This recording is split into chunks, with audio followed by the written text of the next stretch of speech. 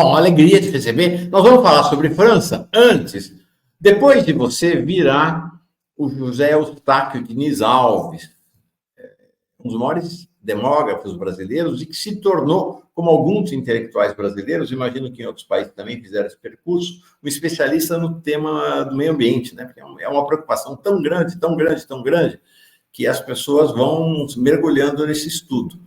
E ele me mandou uma mensagem antes de entrar e falou: a Rosa Freire vai estar aí, por favor, fala com ela. Então, vou começar recebendo-a com essa menção do José Eustáquio.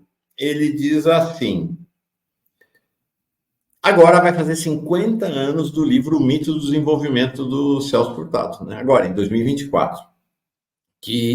E aí ele foi, e vocês imaginam, 50 anos atrás, alguém está prevendo crise ambiental. Foi Celso Furtado previu isso, e ele me manda aqui um trechinho.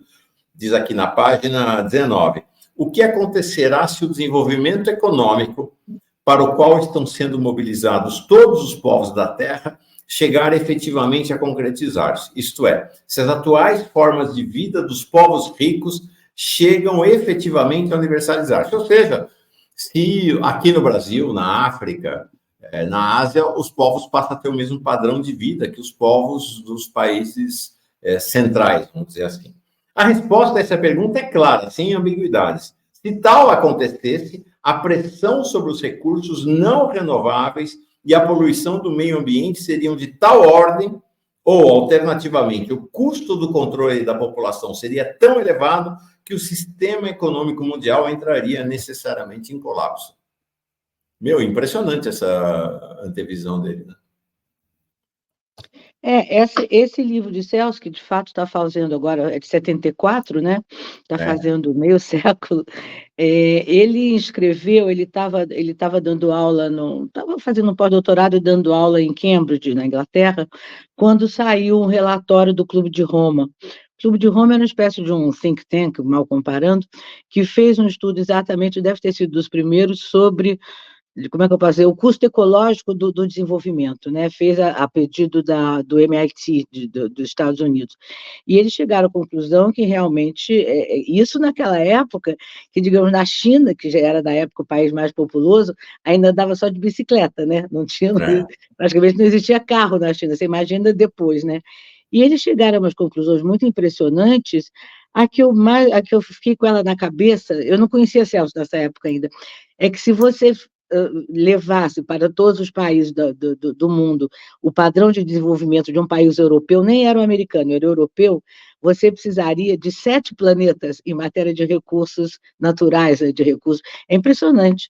E Celso percebeu que realmente, quer dizer, para ele foi muito difícil dizer que o desenvolvimento econômico é um mito, porque foi a grande, né, o grande mantra da vida dele, foi exatamente lutar a favor do desenvolvimento econômico, né?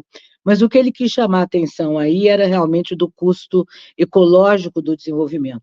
E a conclusão a que ele chegava é que realmente, além da destruição dos recursos naturais, do planeta, etc., num país como o nosso, o Brasil, e outros países que na época se chamavam de terceiro mundo, né? Hoje em dia acho que não usa mais essa denominação. Exatamente, se você tivesse o nível de países mais avançados, realmente acabava concentrando a renda, naturalmente concentrava a renda. Quer dizer, essa importação, digamos assim, de um padrão muito avançado de desenvolvimento, acabaria piorando um dos grandes males deste país, que era a concentração de renda. Então, a partir daí, ele fez esse ensaio, e, de fato, agora ele parece um pouco pioneiro, né? Porque ele põe o dedo, né, nessa ferida do custo ecológico do desenvolvimento. É fundamental. Legal. Como tudo, né? Celso é uma referência para nós aqui no Brasil, não só aqui no Brasil, né? Uma referência internacional para pensar a economia de um ponto de vista da humanidade, não dos números, né? Dos números frios. Rosa, queria te perguntar sobre França. Tua avaliação, né? Porque estou assim meio embasbacado do que aconteceu na França, né? A esquerda ganhou, mas talvez não leve. O centro perdeu, mas talvez continue no governo. A extrema-direita, que era para ter sido a grande vitoriosa, ficou em terceiro lugar nas bancadas, mas foi a que teve mais votos populares, né? Uma eleição um negócio assim meio estrambótico a seleção francesa aí. O que você está avaliando do cenário? Bom, primeiro eu estou sorrindo de uma orelha à outra, né, para começar, né, porque realmente ter barrado a extrema-direita como principal grupo político, principal bancada, sobretudo na Assembleia Nacional, foi um feito. Quer dizer, agora, quem fez esse feito, na verdade, o Macron, digamos, ele fez uma aposta muito arriscada. No fundo, eu acho que essa aposta teve na época todo mundo dizia, é um tiro no pé, de fato foi um tiro no pé para ele, mas não tanto, porque o Macron tem, obviamente, a legitimidade de ter sido eleito, a França não é como a Inglaterra, que lá tem um presidente eleito, e bem eleito, ele já está no segundo mandato, quer dizer, ele tem a legitimidade do voto dele, né, que ele foi reeleito em 2022, eu acho. E, então, quer dizer, ele fez essa aposta, mas, na verdade, o que aconteceu é que se ele não tivesse feito essa aposta, eu tenho a impressão, ele estaria sendo fritado em fogo brando, porque o governo dele, a tendência do macronismo, como se diz, era deteriorar cada vez mais. Agora, mal ou bem, eles conseguiram ali ficar meio. Está tudo meio troncho ainda, né? Tudo meio assim, mas ele conseguiu mais ou menos se equilibrar. Agora, a grande que ele não esperava, ele veio com a história de que ele seria a última e a única, talvez, barreira, né, para segurar a extrema-direita. De fato, segurou, quer dizer, segurou no sentido de que a extrema-direita não foi o majoritário. Mas, ao mesmo tempo, teve uma aposta que ele não fez, e ele conseguiu fazer a contrapelo, digamos assim, que foi unir as esquerdas. Isso foi muito, muito importante. Isso ele jamais estava no plano dele, né? Isso eu posso dizer que ele não ia dissolver a Assembleia Nacional para facilitar a vida da esquerda, é óbvio. Mas aconteceu, foi o que aconteceu, né? Mas tudo está muito frágil, você tem razão, muito precário, muito frágil, porque se a extrema-direita mesmo assim não levou, quer dizer, não foi o partido majoritário, e não vai ser, porque na França não é voto proporcional, ela teve talvez o maior número de votos, mas não vai ter o maior número de cadeiras, o que na França, quer dizer, diferente do Brasil, aqui é proporcional, lá não é.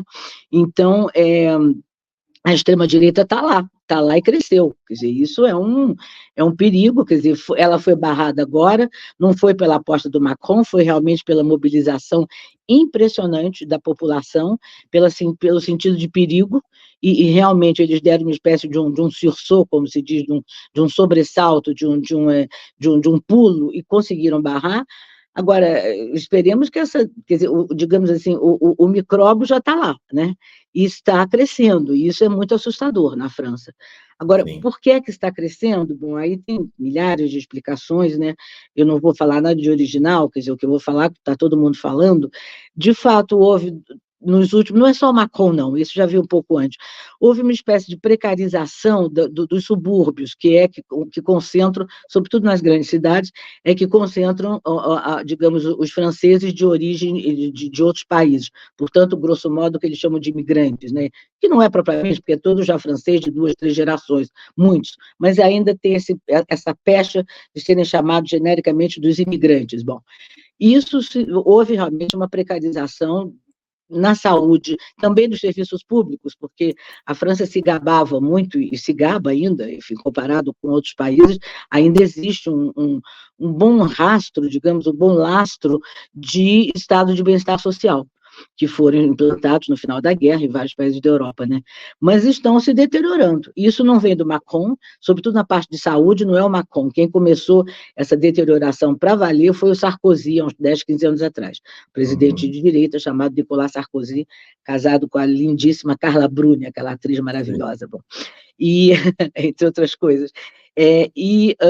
Na verdade, isso, obviamente, o pessoal que mais se ressente são as classes menos favorecidas, é óbvio.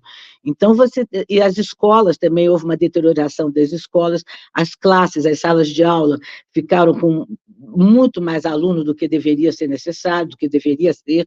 Então, tudo isso fez com que há uma espécie de, como é que eu posso dizer, de voto de protesto. Saiu uma pesquisa um pouco antes da eleição, que eu dei uma olhada nela, um pouco mais assim, detida, era o voto, quer dizer, teria em princípio a extrema-direita e congêneres, tem uns congênerezinhos ali que oportunisticamente ou não, se agarram à extrema-direita, se agarravam, porque agora vão querer se afastar.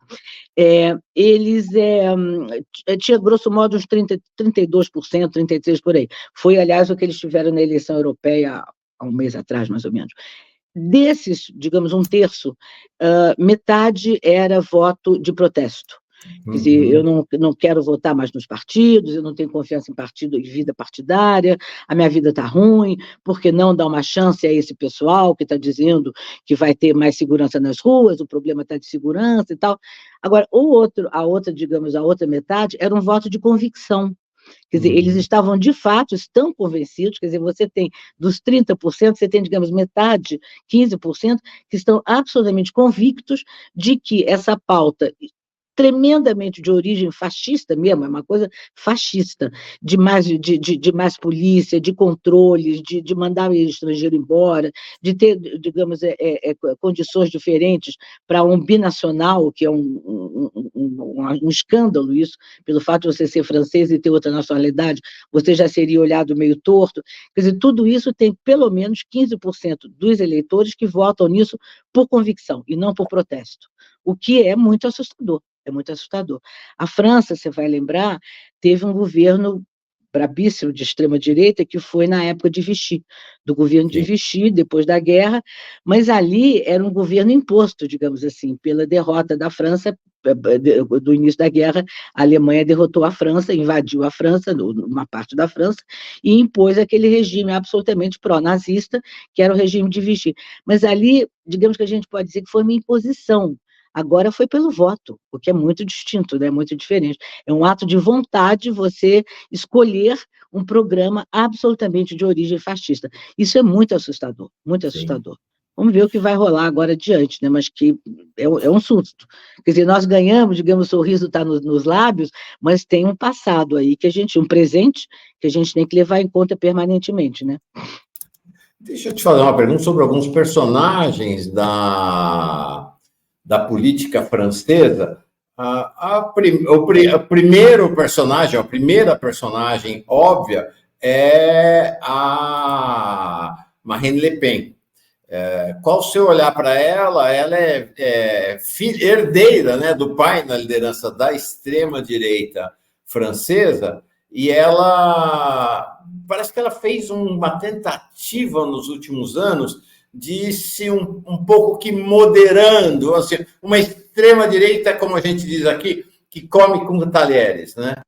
Como é que você vê ela no cenário francês nesse momento? Eu cobri muitos anos a Espanha, depois do Franco, e lá ele chamava a direita que toma banho. Agora, na França, é a direita que sabe comer com talheres, né? Sabe o que é talher de peixe, essas coisas. Bom, eu cheguei a entrevistar o pai da Marine Le Pen, o Jean-Marie Le Pen. Era um horror. Eu já estava na França na eleição de 74, na época chamava Front National, ele foi o candidato. Teve 1%, 0,5%, mas eu fui entrevistá-lo. Ele perdeu um olho durante a Guerra da Argélia, ele ainda usava um tampão, assim como, entendeu? Era muito esquisito, parecia pirata, enfim. E era um homem muito grosseiro, muito estúpido, muito falando alto, berrando, era uma figura horrorosa. Bom, a filha, que é a herdeira óbvia dele, quis, digamos, num dado momento, como você diz, começar a comer com talher, né? Começar a tomar banho, como se diria na Espanha. E, de fato, ela foi trocando. Quer dizer, uma das coisas, por exemplo, que trocou bastante digamos, no programa dela, era, digamos, a ideia da França, a ideia da Europa, da União Europeia. No início, ela era absolutamente contra, em nome do nacionalismo francês, do patriotismo, todos esses chavões. Agora ela já foi ficando menos, não, talvez a gente continue na Europa. Agora eu já nem sei, nessa última campanha, eu nem sei o que ela falou, não acompanhei. Mas ela agora já admite uma União Europeia sob certas condições, quer dizer, ela foi trocando, dando a entender que ela era mais palatável. Não é, quer dizer, ela, Marina, pode ser palatável, mas já esse rapaz a quem ela deu a presidência agora chama RN, né, Rassemblement National, Reunião Nacional, que é esse jovem de 28 anos, esse Bardella, ele deixa escapar coisas horrorosas. Ele não tem, digamos, inclusive, muita cultura política, ele é meio tosco, às vezes ele fala as coisas absolutamente mas é tosco mesmo, mas ele é tremendamente ambicioso, né? E para completar, está ele aí ao lado da Marine, e para completar, ele é muito jovem, ele está vivendo no momento com uma sobrinha, se não me engano, alguém da família Le Pen, quer dizer, ele frequenta digamos, as festas familiares, os jantares, os almoços, quer dizer, ele está muito por dentro da própria vida, digamos, familiar, né, que parece um clã. E ele a meu ver, ele é perigoso. Ele agora reconheceu, fez uma espécie Ele de era meia-culpa. o tido como quase certo primeiro-ministro se ela tivesse vencido a eleição, né? Porque ela quer se preservar para a Exatamente, eleição presidencial, né? exatamente, quer dizer, em princípio, quer dizer, dizem, eu não sei se é uma regra, mas em princípio o bom senso tem valido na medida em que o presidente da República, quando tem as eleições legislativas em meio de mandato, que é o caso, e, digamos, é eleita a oposição, digamos assim, é de praxe ele escolher o primeiro-ministro do partido mais votado. Se a extrema-direita tivesse ganhado, seria esse jovem, sim, seria ele o próximo primeiro-ministro. Ia ser um desastre, e, evidentemente, a gente tem que contar, como todo país, a gente sabe disso muito bem aqui com o nosso parlamento, com o seu Arthur Lira, há uma leva e um bom contingente de oportunistas, né? Quer dizer, então, se a Marine Le Pen ganhasse, se o partido dela ganhasse, além dos 33%, digamos, que ela tivesse, haveria uma espécie de corrida, né, de vários oportunistas, para grupos pequenininhos, quer dizer, ela poderia até reforçar o grupo, a bancada lá na França chama grupo, aqui chama bancada, né? A bancada da extrema-direita na Assembleia Nacional. Felizmente, esse perigo, por hora, está afastado, mas esse jovem, tudo indica que ele não vai desistir, até porque ele está no Parlamento Europeu, e ele vai provavelmente querer dominar um pouco, o que não é também o majoritário, mas é importante, o grupo de extrema-direita no Parlamento Europeu, que tende a crescer, porque vários outros países, a extrema-direita está avançando também pouco a pouco, né? Ou não Sim. pouco a pouco, mas então esse rapaz aparentemente tem futuro, digamos. E eu não vejo ele, por hora, mudar as opiniões dele, não. Ele, por hora, ele está bem firme nesse ideário que é de cunho fascista, realmente, da extrema-direita francesa. Interessante esse processo da extrema-direita, que eles têm tido uma capacidade de lançar quadros jovens como líderes de massa, que a esquerda não tem, né? Você pega aqui no Brasil, quem que é líder de massa da esquerda? O Lula. Agora você vai para a extrema-direita aqui, além do Bolsonaro, você tem esse jovem, esse Nicolas, jovem fascista de Minas Gerais.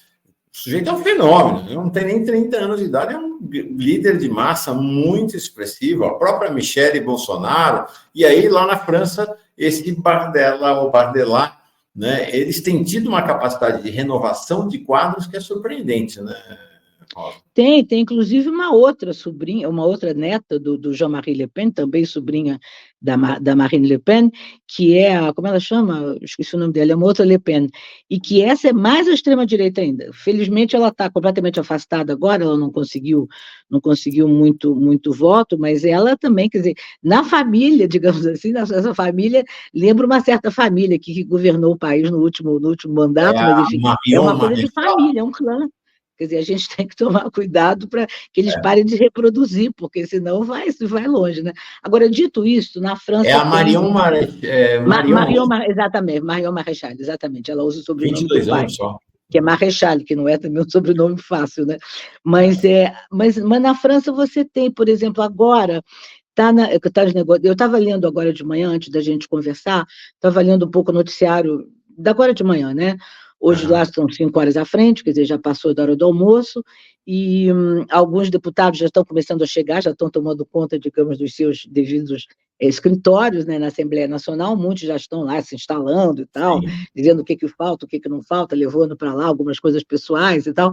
Eu já vi um até que levou retratozinho da família, quer dizer, já estão mais ou menos tomando conta dos seus escritórios, dos seus gabinetes, né, na Assembleia Nacional. Mas, na verdade, você tem, dentro digamos, do novo da Frente Popular, você tem gente jovem muito interessante. Eu tenho um palpite, mas é puro palpite, hein, que o Macron gostará de pôr uma primeira-ministra, pôr uma mulher, né, como ele, aliás, já pôs uma. E tem, pelo menos, duas pessoas muito interessantes. Uma é a Marine Tondelier, dos Verdes, que é a chefe, digamos, dos Verdes, e tem uma outra também dos Verdes também, que se chama que se chama Sandrine Rousseau. Essas duas moças, elas são jovens, elas são muito interessantes, devem estar na faixa dos seus 30 anos, e são muito interessantes e têm, digamos, elas são mais... como é que eu posso dizer? Talvez há uma espécie de... porque vai precisar ter uma pessoa que saiba conciliar um pouco com os outros grupos da esquerda.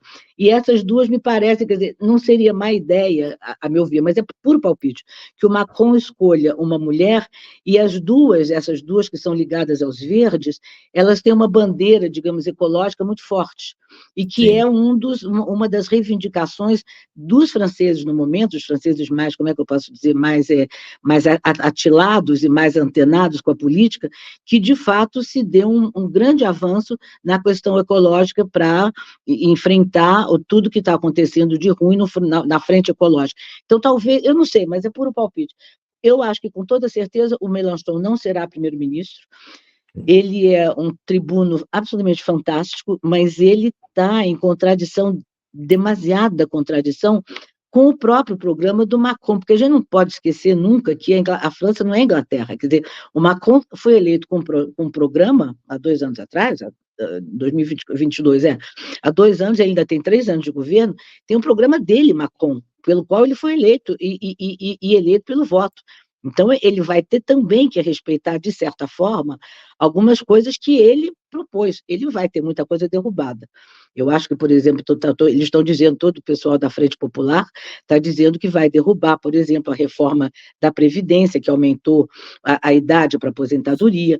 Eles querem novamente refazer o imposto, que vai ser excelente isso, refazer o imposto para as grandes fortunas, que o Macron deu um jeito de driblar, digamos assim, isso eles conseguiram fazer. Mas o Macron tem lá também alguns programas lá dele, até de política externa, de defesa, que ele vai querer continuar.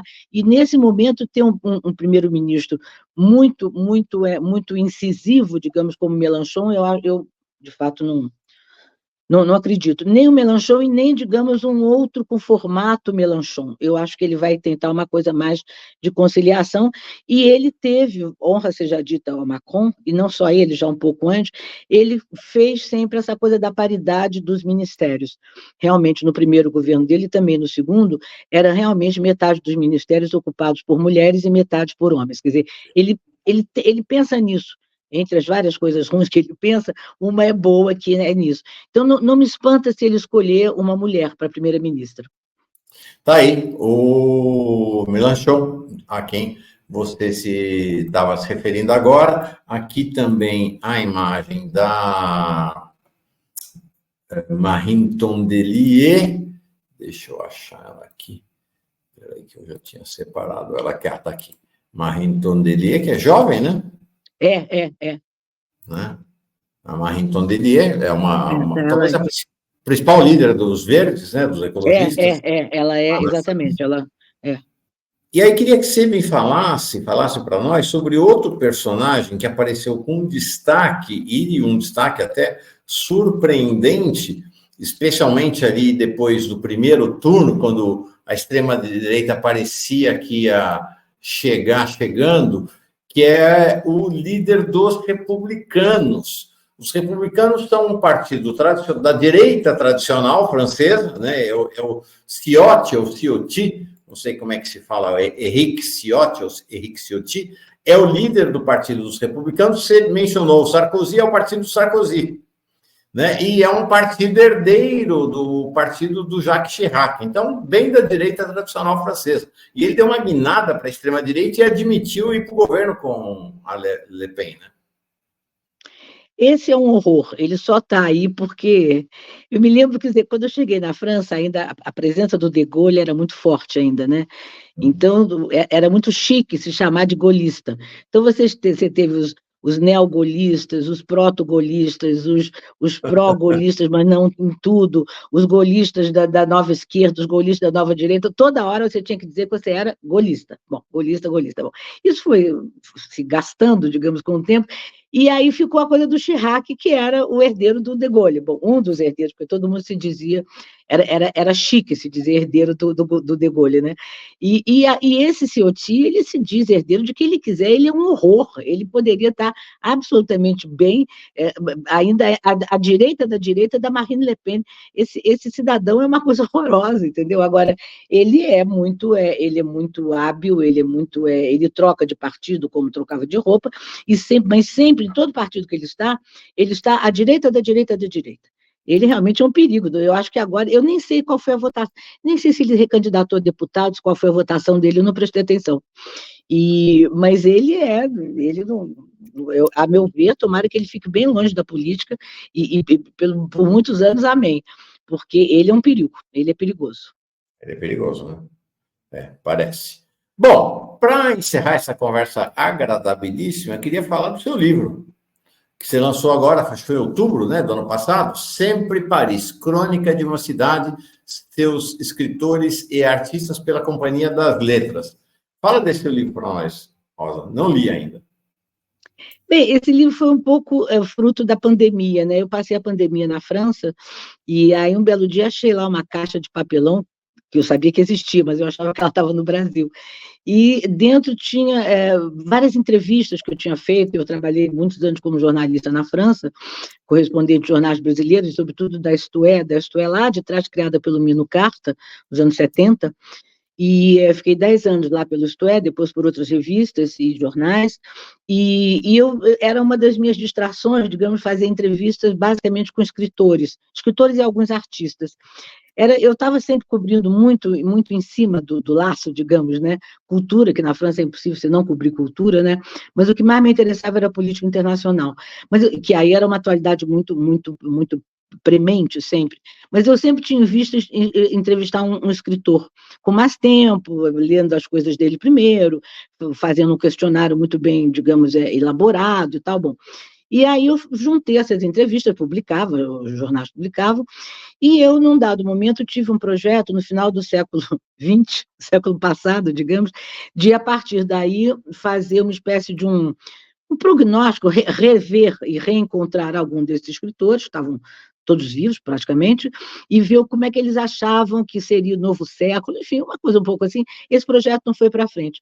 E as entrevistas ficaram lá. Eu, agora, na pandemia, estava um pouco, quer dizer, todo mundo, né, estava em casa com algumas horas livres, né, em casa sem fazer nada, e eu comecei a ler essas entrevistas e achei que algumas estavam muito datadas, descartei, mas outras não. Eu achei que tinha ali um núcleo, digamos, de umas... Acho que eu publico, acho que são 20 entrevistas por aí, basicamente com escritores romancistas, mas também com artistas. Quer dizer, quer dizer, os romancistas que eu mais gosto, que eu entrevistei aqui, que estão nesse livro, você tem o Julio Cortázar, você tem o Romain Gary, o Jorge Simenon, o Jorge Semprún, o Ernesto Sábato, argentino, enfim, tem dois argentinos, né, dois grandes, o Cortázar e o Sábato, e por aí eu fui. Mas aí eu fui alargando o leque, e também fazendo entrevistas na época com cientistas políticos, historiadores. Então está aí o Raymond Aron, que foi, aliás, a última entrevista que ele deu na vida foi essa para mim, por acaso, né? Enquanto eu estava, digamos, enquanto a entrevista estava sendo publicada na Isto É, ele teve um ataque cardíaco na rua e morreu. Depois tem o Fernand Braudel, enfim, eu fui aumentando um pouco, e esse conjunto de entrevistas, enfim, era tudo pré-computador, claro, né? Era tudo escrito em lauda de jornal, ou então com cópia, né? Enfim, papel carbono, né? Com a cópia, e aí a gente conseguiu digitar tudo isso. Eu mandei para a editora, para a companhia, dizendo, olha, o que vocês acham e tal. Eles gostaram muito. Aí eles pediram para eu fazer, eu já tinha começado, um texto muito grande, uma imensa introdução, que, na verdade, o livro é metade, eu relembrando, desde que eu cheguei em Paris, em 73, logo depois do golpe do Chile, até eu parar jornalismo e abandonar o jornalismo, né, e começar a trabalhar como tradutor, editor e tal, e depois as entrevistas. Então, é esse o livro, o formato é esse, tem umas 300 e tantas páginas, tem entrevistas, realmente eu acho que são muito legais as entrevistas, eu gosto muito das entrevistas, o lado humano delas, o lado, digamos, tem dois filósofos que mais recentemente eu entrevistei, um é esse Finkielkraut, que agora fez o papelão de votar, de defender praticamente à extrema-direita, e o outro é o Michel Serres, que faleceu. Enfim, é um conjunto, tem alguns artistas, tem o Nureyev, tem o Charles Aznavour, tem o Michel Legrand, enfim, tem o Peter Brook, e por aí eu fui. São umas 20 entrevistas, eu acho. E mais o texto meu, que é metade do livro. Memórias, enfim. Eu tenho 2 tarefas, então, agora. Primeiro, comprar o livro. Segundo, ir atrás de um autógrafo seu. Registros aqui. Fabiano Binha. Como assim não conhecia a Rosa? Que pessoa deliciosa. Fábia Dejavite. Rosa maravilhosa. E uma colega nossa aqui, a Maria Emília Benda, ela que é jornalista também, editora, foi editora da Piauí, mandando um salve, Rosa, que imagino que vocês se conheçam, sejam amigas. Muito, a gente é muito amiga. Legal. Ô, Rosa, conta para mim, para nós, eu tinha prometido que aquela seria a última questão, mas faço mais uma aqui. O que é essa... 2 questões. Uma, o que é essa vida de quem mora metade do tempo numa cidade e metade do tempo no outro? Eu sei que você vive entre o Rio e Paris. Que experiência é essa, né? De desenraizamento ou de enraizamento duplo? Ou o que é viver no hemisfério sul uma parte do tempo, no hemisfério norte outra parte? Né? Viver no Rio de Janeiro, tão maravilhoso, tão lindo e tão violento, tão cruel, e viver numa Paris tão chique, mas que também foi se tornando cruel ao longo dos tempos, né, com a imigração. O que é essa sua experiência? E conta um pouco do que é essa experiência de vida dupla nesse sentido. Na verdade, a vida dupla, quer dizer, eu estava na França, eu passei bastante tempo recentemente na França, 3 anos e tal, mas aí também foi por causa da pandemia, eu acabei ficando lá, e fui ficando, e com muito trabalho, eu continuo a traduzir muito, e eu estava na França também, na verdade, em matéria de trabalho, tanto faz eu estar lá ou cá, não tem diferença, né? E fico trabalhando, enfim, com computador e tal, então não tem diferença. Eu trabalho muito para a Companhia das Letras, fui, aliás, levada para lá pela Maria Emília Bender, que é ela fica encabulada de fazer elogio de corpo presente, então eu não faço, mas enfim. E depois eu fiz também lá, eu aproveitei para que eu estava lá e fiz 2 livros sobre o Celso, fiz os diários dele e fiz a correspondência. Agora, na verdade, eu me sinto absolutamente em casa lá e cá. Já houve a época em que eu me sentia mais em casa lá, quando eu estava direto, e a gente vinha pouco ao Brasil, porque era muito caro vir ao Brasil. Hoje em dia, proporcionalmente, é muito mais barato, tem muito mais viagem e tal. Na época era mais difícil, eu vinha ao Brasil a cada 3 anos, 4 anos, era mais difícil. E então eu ficava mais lá, eu me sentia mais lá. Agora, eu me sinto muito brasileira lá. E aqui eu me sinto um pouquinho francesa, é muito pouco que eu me sinto francesa aqui. Mas lá eu sou brasileira, eu nunca quis virar francesa, poderia ter pedido nacionalidade, jamais quis. Sempre lembro da frase do Semprún, que era um espanhol que morou na França desde jovem. Eu perguntei uma vez para ele, eu digo, o senhor nunca quis ser francês, né? Ele falou, uma nacionalidade já é um peso muito grande, agora 2, entendeu? Aí realmente não dá. E realmente eu nunca quis ser brasileira, francesa. O Celso, meu marido exilado, também nem pensar em ser francês, imagina, era brasileiro, 100% medularmente brasileiro. Mas tem isso sim, eu me sinto lá estrangeira. Como estrangeira, eu me sinto bem, quer dizer, eu não sei se viesse agora o governo de extrema-direita, como é que seria, porque aí você começa a ver, eu poderia estar numa situação boa, porque tenho papéis na França, eu tenho visto de permanência, mas eu poderia ver, eu convivo muito, muito com estrangeiro lá, eu acho que convivo até com mais estrangeiro do que com francês, então você começar a ver problemas que iam se colocar, que eu espero que jamais se coloquem, ia ser muito difícil, mas eu me sinto bem lá e cá, o que eu acho interessante. Tem uma frase do Descartes, que eu morei na Rue Descartes e ele morou nessa mesma rua, relativamente perto da minha casa, e que ele estava exilado, mas que ele diz, nesse sentido de que com um pé num país e um pé no outro, eu me sinto muito bem, me sinto em plena liberdade. Isso Descartes falou, né? Mas, de certa forma, eu acho que é isso, sim, dá bem para morar, pelo menos no meu caso, para morar indo e voltando. Que legal. O Semprún tem uma outra frase que na verdade, não está muito certa a autoria dessa frase, até onde eu pesquisei, é dele, mas atribui-se a outros também, né? Que ele diz assim: nossa cabeça é onde o pé pisa. né? Então, se o teu pé pisa muito em carpete felpudo, em ambiente com ar-condicionado, tua cabeça vai pensar carpete felpudo e ar-condicionado, né? Se o teu pé pisa a rua, vai pensar a rua. Então, teus pés pisam Rio e Paris, Brasil e França. Então, interessante esse teu olhar, né, de brasileira, não de francesa, não alguém de dupla nacionalidade, mas que transita em dois universos que têm semelhanças, mas muitas diferenças também. Bem interessante. Agora, para encerrar, prometo. Celso Furtado, né? Você editou 2 livros dele, eles foram casados muitos anos. E como é que se enxerga hoje a herança intelectual de Celso Furtado para esse nosso Brasilzão aqui, para o país? Na verdade, eu trabalhei bastante até com os arquivos de Celso, que depois eu doei para o IEB, lá na USP, aqui na USP, né, porque eu estou em São Paulo. Na verdade, eu acho que Celso fez parte de um conjunto de intelectuais, digamos, e no caso de Celso, ele era tanto homem de pensamento, como ele foi homem de ação, talvez até daquele grupo de intelectuais dos anos 50, que pensavam o Brasil de manhã, de tarde e de noite. Celso talvez tenha sido o que mais foi homem de ação também, na medida em que ele foi ministro 2 vezes, ele foi ministro do Jango, depois ele foi ministro do Sarney, ele criou, digamos, e dirigiu a Sudene, que era um órgão na cabeça dele, hoje mudou muito, mas era um órgão realmente que seria um órgão de desenvolvimento regional para desenvolver o Nordeste, e ele fez uma carreira depois, quando ele foi para o exílio, ele fez uma carreira de professor, ele navegou, digamos, em vários eixos, digamos assim, e ele tinha uma cabeça que eu acho que é um privilégio dele, enfim, de outros, ele tinha uma cabeça muito, muito ampla, um pensamento muito amplo, ele circulava entre as disciplinas, digamos, ele estava sempre na economia, mas ele ia lá, ele puxava elementos da história, elementos da filosofia, elementos até da psicanálise, e ele tem uma obra que eu acho que tem alguns livros que são clássicos.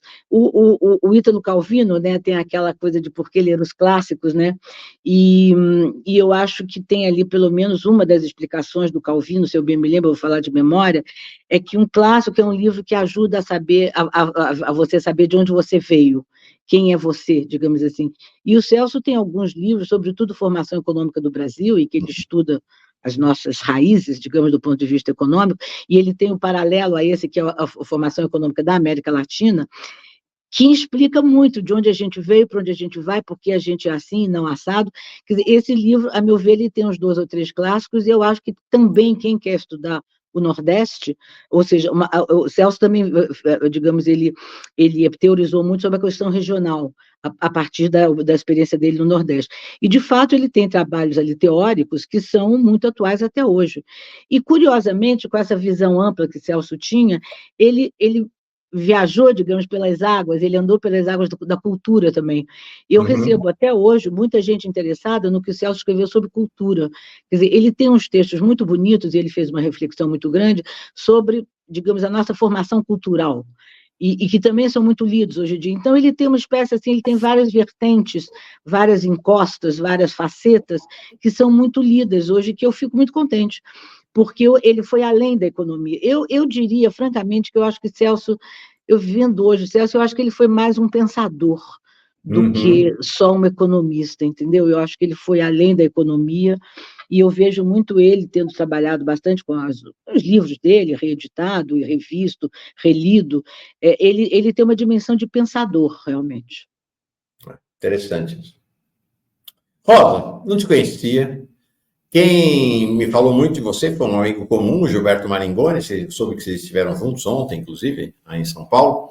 E fico devendo mais uma para o Maringoni, realmente foi uma delícia a conversa contigo. Vamos marcar mais vezes aqui. Vida boa para você, tá bom? Obrigado. Muito obrigada. Eu já te conhecia muito, porque eu te leio muito, aí que tá. Eu te conhecia de leitura, não de viso, né? Eu te conhecia de leitura. Te agradeço muito, foi ótimo conversar com você. Muito obrigada, Mauro. Obrigado a você. Tchau. Tchau, tchau.